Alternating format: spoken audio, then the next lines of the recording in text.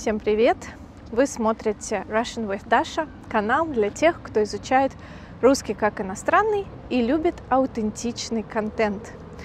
Друзья, мы с вами давно не виделись, и большое спасибо, что вы до сих пор смотрите мой канал. Сегодня я приглашаю вас погулять с нами по осеннему Петербургу. Начало октября, листья только начали менять цвет, и я гуляю не одна, а со своей мамой. Как вы знаете, моя мама живет в Новосибирске, и она приехала ко мне в гости на 2 недели. Мы уже съездили в Москву и сейчас гуляем по Петербургу. Мам, привет! Привет! Скажи, пожалуйста, а почему ты всегда приезжаешь ко мне не летом, а осенью? Ну, каждое лето во время отпуска я езжу к своей маме, которая одна живет в Казахстане. А вторую часть отпуска я провожу с тобой, с Никитой и в своем любимом Петербурге. Потому что на работе нельзя брать 2 отпуска подряд. Да, отпуск у нас делится на 2 части. Пойдем потихоньку. Скажи, пожалуйста, где мы сейчас с тобой находимся? Мы находимся в Таврическом саду. Как я сказала, мы с мамой ездили сначала в Москву и провели там 4 замечательных дня. Давай, мам, поделимся, чем мы занимались в Москве. Сейчас я переверну камеру. Так, ребят, я не взяла с собой штатив сегодня, поэтому не знаю, влезем ли мы обе в экран. Мам, расскажи, пожалуйста, во-первых, про Москву хочется узнать, когда ты последний раз там была, до нашей поездки? Я была первый и последний раз, когда мне было 6 лет. Мы с семьей, с моим папой, мамой и младшей сестренкой ездили в Москву. Очень сильное впечатление на меня произвело посещение мавзолея. Почему-то нас, маленьких детей, повели в мавзолей. Тебе было 6, мне а ей было 6, 4. ей было 3 года. 3 года, маленьких детей. Во-первых, что такое мавзолей? Мавзолей – это где лежит тело Ленина, под руководством которого была осуществлена Октябрьская революция. В России, в царской России, произошла смена режима, и государство стало социалистическим. Перед этим была ужасная гражданская война, и потом наступил социализм.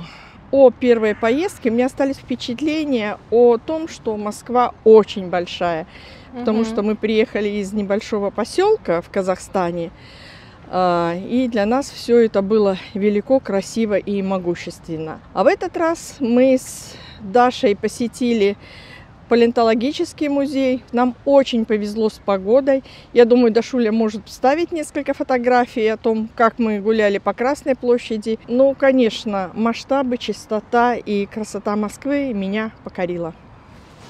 Молодец. Да, мама сказала, что мы ходили в палеонтологический музей. Это музей, в котором можно посмотреть на останки динозавров, скелеты динозавров и других животных, которые жили миллионы лет назад. Очень интересное место. И здание выполнено в стиле советский брутализм. Получается, первый день гуляли по центру города, по Красной площади, зашли в ГУМ, поели советское мороженое. Во второй день мы поехали в палеонтологический музей и сходили на экскурсию в Пушкинский музей, где посмотрели работы импрессионистов. Вот хотелось очень туда. В Пушкинском музее есть еще одно здание, и там можно посмотреть искусство Древнего Рима, Древнего Египта. Я тоже очень сильно хотела посетить то здание, но, к сожалению, у нас было недостаточно времени, мы устали. И 3-й день мы провели, гуляя по городу. Посетили Патриаршие пруды, где начинается действие романа Михаила Булгакова «Мастер и Маргарита». Температура сегодня до 15, да, по-моему, градусов Цельсия. Смотрите, какая красота. Мы вот с мамой каждый год посещаем один из пригородов: Пушкин, Павловск, Гатчину, Ломоносов. Мам, а расскажи, какие парки пригородов Петербурга ты больше всего любишь? Мне больше всего нравится Гатчина, потому что, посетив Гатчину и прочитав книгу про Павла Первого, императора, да? Императора Павла I, сына Екатерины II, я совершенно поменяла свое отношение к историческим данным. То есть я была настолько поражена масштабной личностью его. И мне очень понравился Ораниенбаум, где дворец Меньшикова. Это город Ломоносов сейчас называется. Вот мы в прошлом году с Дашей посетили его. Да. Мы вышли из парка, идем вдоль улицы Таврическая. Сейчас перед нами будет здание музея Суворова. Это великий русский полководец, не потерпевший за свою военную карьеру ни одного поражения.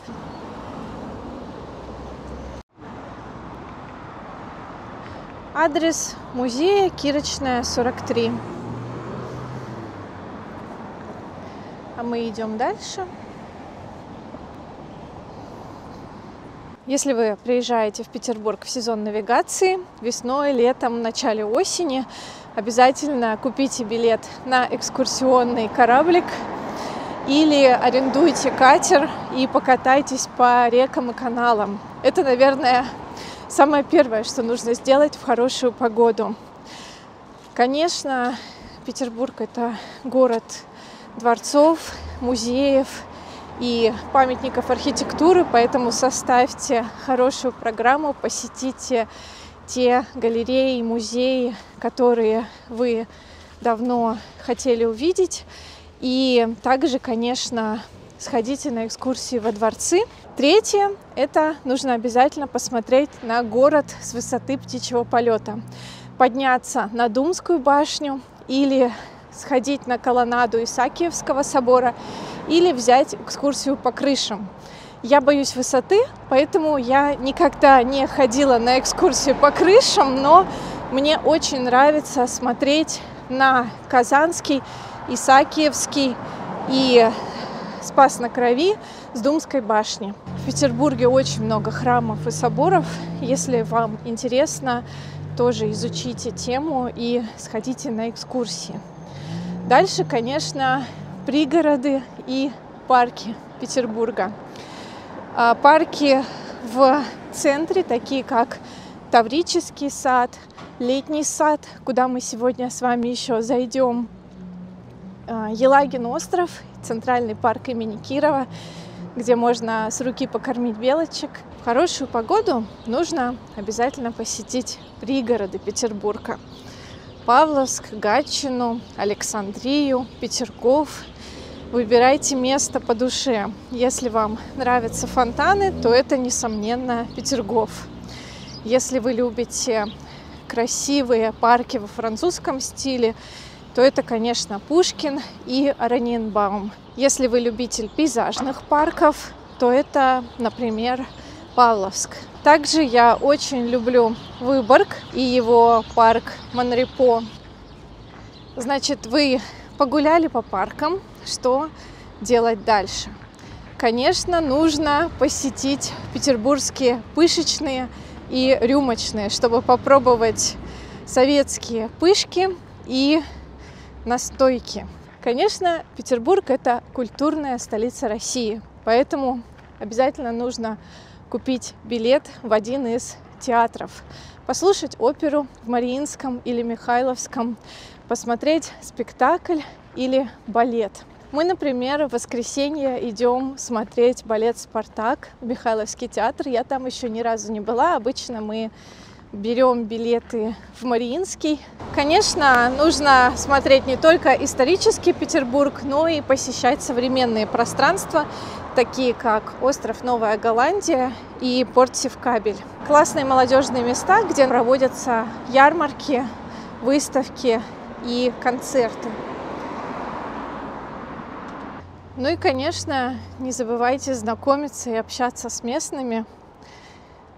Спрашивайте, куда они рекомендуют сходить. Мы идем по Ковенскому переулку, уже подходим к кафе.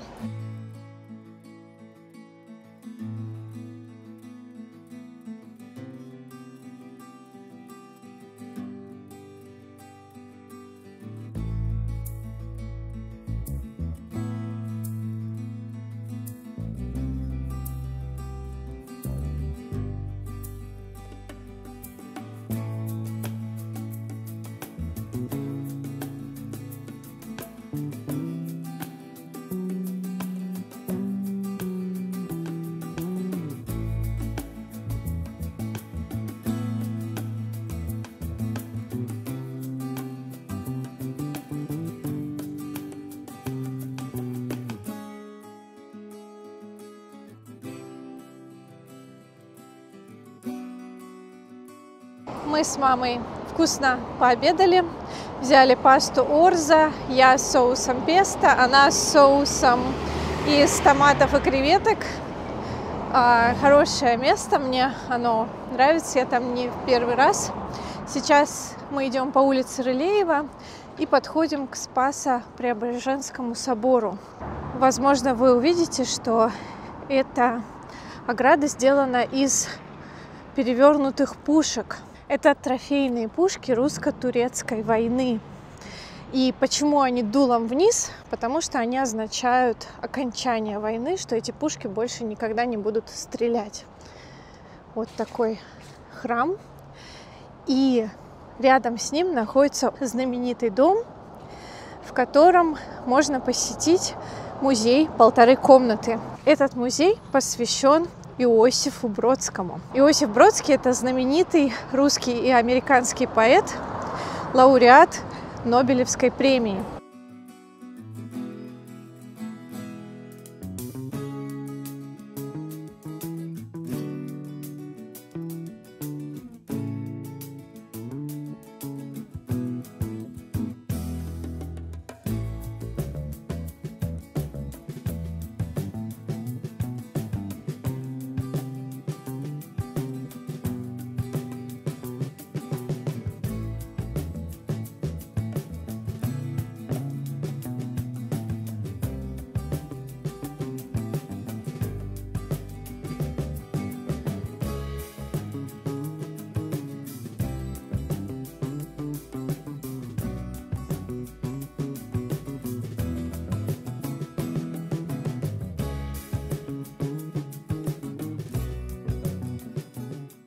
Теперь мы идем по улице Маховая, направляемся в итальянское кафе за горячим шоколадом.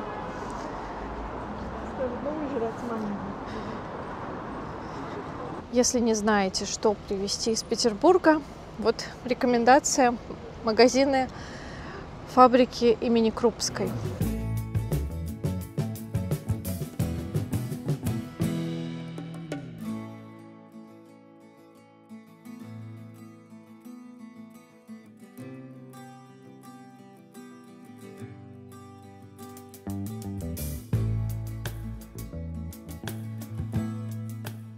А вот и река Фонтанка.